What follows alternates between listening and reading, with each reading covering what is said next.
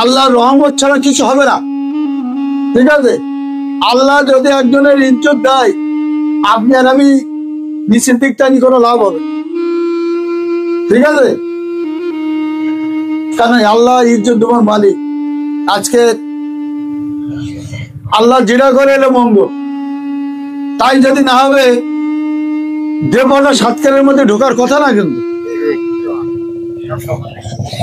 সাতক্ষীরার মধ্যে দেবতা ঢোকার কথা না, কখনো ঢুকেনি।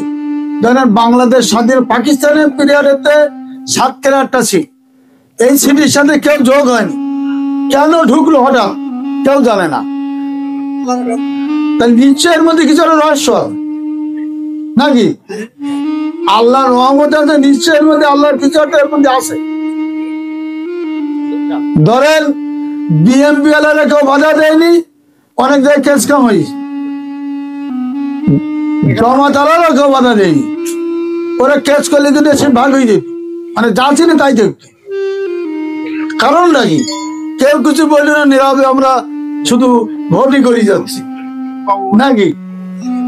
তাহলে আল্লাহর যেটাই করবে আল্লাহ এলে মঙ্গল, এটা একটা কিছু রহম আছে, কিছু একটা এর মধ্যে আছে, এটা ধারণ করে নিতে হবে যে আল্লাহর এর মধ্যে কিছু একটা আছে।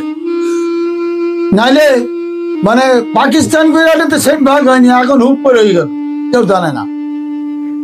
আজকে নেতৃত্ব কেরা দেবে ওটা আল্লাহ ভালো জানে, কার হাতে কি হবে ওটা আল্লাহ ভালো জানে। কি সঠিক? তা নাহলে সকলে মাতব্বরি করতে, সকলে নেতৃত্ব দিত নাকি?